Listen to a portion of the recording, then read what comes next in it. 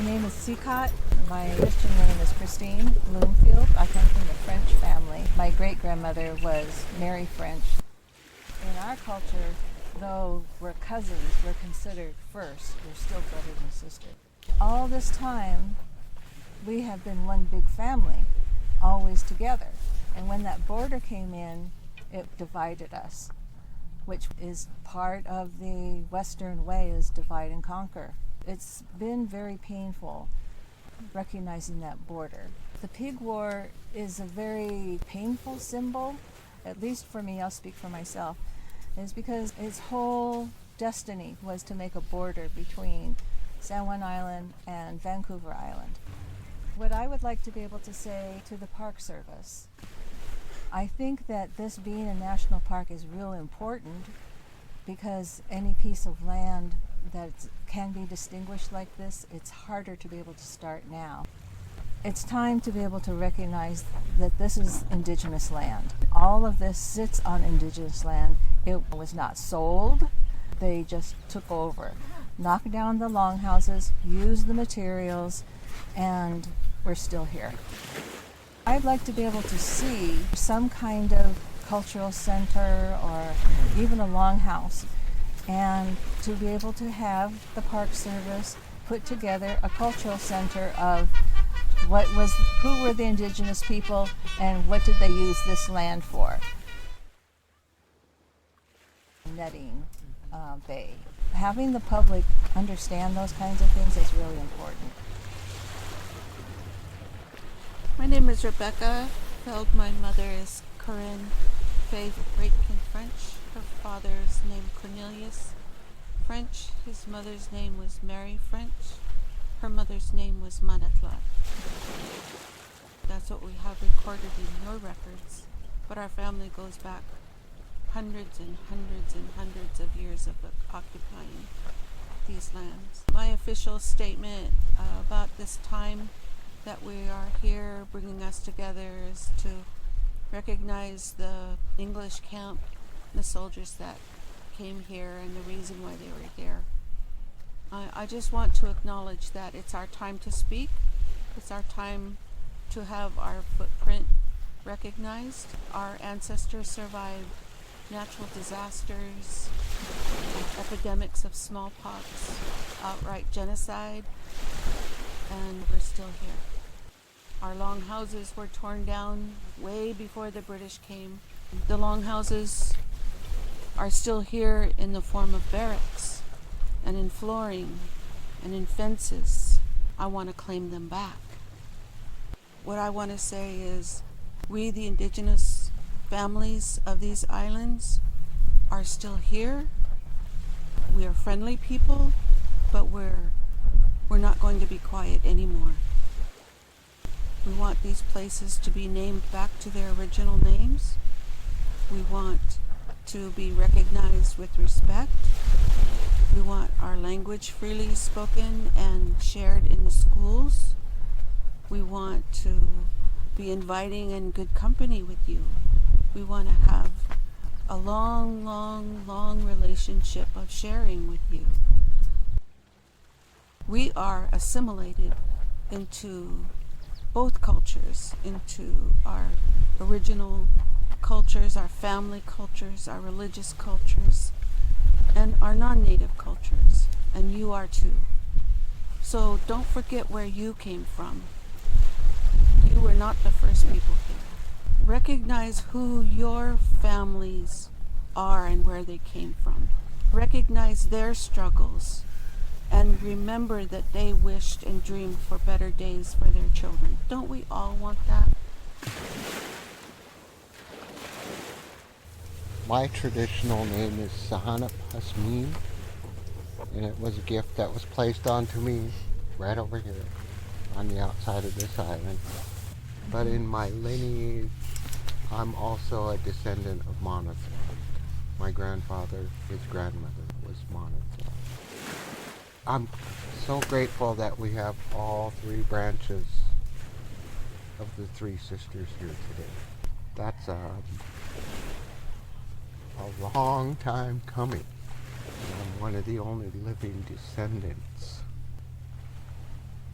but I'm grateful to be a part of the Lummi origin story, the SÁNEĆ origin story. The gifts that the Creator gifted the people here. It's an incredible gift to know who you are and where you come from, and still carry it forward. Good day, my friends and relatives. My traditional name is Quasselmut. My English name is Sadie Olson. My father is Sahanat Pasmin, and my mother is Kusamat. And I'm from Lummi, and I'm from SÁNEĆ. Thank you all for your good work, and I'm happy to be here with you all and sharing this good energy in this space and all of the work that has been done to make this space comfortable and an educational opportunity for, you know, people to walk by and hear the story and like listen. And I wish that we could have our ancestral homelands back in our ancestral waterways to travel again. So that's the big goal here, and like sharing that vision with people. And when we put up the story poles, we always said like this is just the beginning. Snare, Kratza, Zauken, Stewart, Utslat, SÁNEČ, Jetler Tiet, Tongochut, Stalchut, Ukweto, Finis, Stikun, Slat, Lummi, French, Elliot, Olsen, Ingan, Mok, Grouse, Mok, Ngan, Lat, the Squash Chillingan. I'm glad to be here in this beautiful place, along with my close family. Tukwestin is what we call the aerial nets, the Tukwestin. This was Smaya. In the Sinchothan language, we would call this place Smaya. And the next bay around the corner, we would call Pukwea, which was the main Tukwestin, the main site. The people, the Lummi and the SÁNEČ people, they're really the same people. We never invented the 49th parallel. That's not our invention. That's a European idea. The two brothers, the Americans and the English, simply divided our fishing grounds between them. On the SÁNEČ Peninsula, where I come from, there was no European occupation until the later part of the 1850s. But when James Douglas came, and following the treaties, they started giving land away. And all around us, they were giving our land away. But that didn't mean we weren't there. We were there. But we were in a very vulnerable situation. There's some awful history that we need to tell the truth, though. We need to tell the truth, and so we're not going to say there was no pig war. There was a pig war. The squabble they had over that somebody's pigs getting in somebody else's garden it really happened, I guess. But you know, in the middle of all that too, our history is here too, and I think you know that for this country to acknowledge, whether it's Canada or the United States of America, to acknowledge that we have a long, long history in this land, and you know that however it's gonna play out. And if the state parks are going to take some responsibility for maintaining some of the story poles, you know, and some collaboration happen there, I think that's a step in the right direction.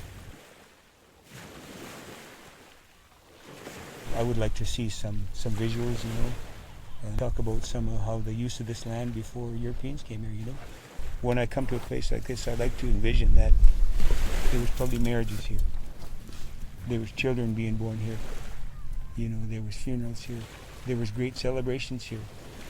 There was gatherings. You know, there was real people that lived here, and I want that to be acknowledged. Anyways, I said a lot. Being patient and listening to some of my talk. Yeah, I mean, none of this can be said in one day, but you know, I feel a real treasure in my heart that something's happening here today. I think it's good. Aikwin on it since it's a good day and it's good to see you all. My Sinchothan squale is Snet is Chasamont. My English name is Jennifer Claxton. SÁNEČ is quite a big territory, and we have many village sites within the territory, which we refer to as our Eila Nunuk, our sacred village sites. There is no border, you know. This is our highway. This is the Salish Sea, and we had canoes. We were back and forth. We paid attention to the tides because we don't want to work against the tides. We want to work with the tides. My official title is Reenactment Revitalization Project Coordinator. It's about the teachings of following the moons and those activities, how we would all work together as a community to make these nets out of cedar roots that are like 20, 30 feet long, and with willow bark. And a lot of these areas where we would harvest these roots have been destroyed, and all the trees have been cut down, and rivers have been rerouted to feed farmlands rather than feeding the salmon. And so I'd love to have something like this visual to have on all the islands to share the true history of this place and giving these places their names back, and to wake the land up again with the language by being here and singing the songs and sharing the true history of these places. So I'm just truly honored and grateful to be here, to be a part of this. My name is Josiah. My grandmother is Corinne French, Greatkin. That whole story is similar. It's the Monoclot family. I'm here because I'm definitely acknowledging how important it is to remember where we come from and to acknowledge everyone's shared history here, even the ones in the British uniforms, considering we're probably all American and do celebrate our independence from Great Britain, and that it's ironic, but it's still their history, and I'm here to acknowledge that as well. But I'm also here to speak on the importance of accurate history and what actually happened, because me doing my own personal research and what my name is and where I come from, I have discovered that my family history is not included in that academic research, so I'm here to help with doing that work. Our Jacinset and Clallam, our Monoclot family has this opportunity. I strongly feel that there's a time limit on it. In 1849 is when this war started. And we have evidence of that. We have proof of that. We know based on what they did after, the treaties and all that. But where I'm still at in time is 1849 when this first happened, because there's all these memories that we still haven't had here that are going to bring the accurate history to light, to talk about the names of our family's fishing sites, saying those words, making those sounds, and learning how it affects the physical and spiritual world. It makes it a much different opportunity for me learning who I am. I'm also here to be a placeholder or just be a whatever I can be to speak on our transboundary indigenous rights that do exist over the Harrow Strait.